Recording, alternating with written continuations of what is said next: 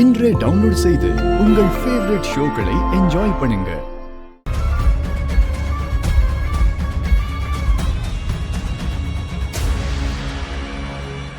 Minister கொலைகேஸ் சம்பந்தமா investigate பண்ண வந்திருக்கோம்.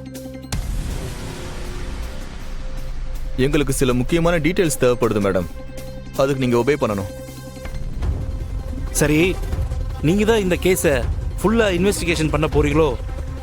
உங்களை லீட் பண்றது யாரு? இருக்காங்க சார்.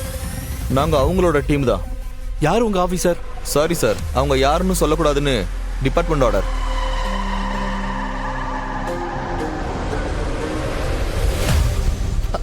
ஓகே, உங்களுக்கு என்ன தெரியணும் இப்போ? First of all Udaya Perumal sir பார்ட்டில இருந்து எப்ப வெளியே போனாரு, திரும்ப எப்ப வந்தாருன்னு டீடைல்ஸ் தெரியணும் மேடம். முடிஞ்ச வரைக்கும் எங்களுக்கு டைமிங் கூட சொன்னா நல்லா இருக்கும். ஒரு நிமிஷம்.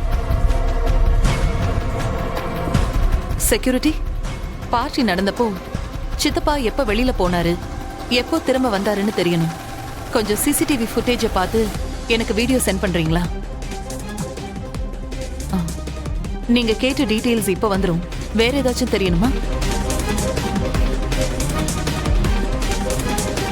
அன்னைக்கு உதய பெருமாள் சார் வீட்ல இருந்தப்போ யார்கிட்டயாவது ஏதாவது சொன்னாரா? பார்ட்டி நடந்தப்போ சித்தப்பா தனியா ஒதுங்கியே தான் நின்னுட்டு இருந்தாரு. ஒரு மாதிரி டென்ஷனா யோசிச்சுக்கிட்டே இருந்தாரு.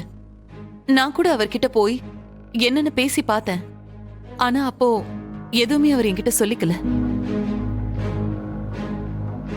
அந்த மினிஸ்டர் சைடுல இருந்து அவருக்கு ஏதோ மிரட்டல் விட்டுக்கிட்டே இருந்திருக்காங்க. எப்படி மேடம் சொல்றீங்க? பார்ட்டி நடக்கும்போது எங்க வீட்டுக்குள்ள ஒரு கிஃப்ட் பாக்ஸ் மூலமா பாம்பு வச்சு அனுப்பியிருந்தாங்க. நல்ல வேளை நாங்க கொஞ்சம் கேர்ஃபுல்லா இருந்ததால யாருக்கும் எதுவுமே ஆகல. அந்த பாம்பை அனுப்புனது மினிஸ்டர் தான். அது அவங்களே என் சித்தப்பா கிட்ட சொல்லி மிரட்டி இருக்காங்க.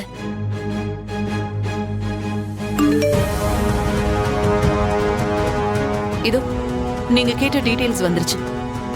இந்தாங்க பாருங்க.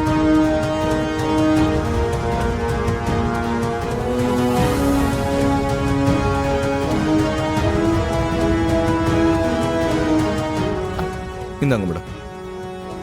சரிங்க மேடம், வேற ஏதாவது டீடைல்ஸ் தேவைப்பட்டா உங்ககிட்ட கேக்குறோம். இந்த கேஸ சீக்கிரமா முடிக்கணும்னு எதையும் அவசரமா பண்ணிட வேண்டாம். தயவு செஞ்சு கொஞ்சம் தெளிவா விசாரிங்க. என் சித்தப்பா கண்டிப்பா தப்பு பண்ணிருக்கவே மாட்டாரு.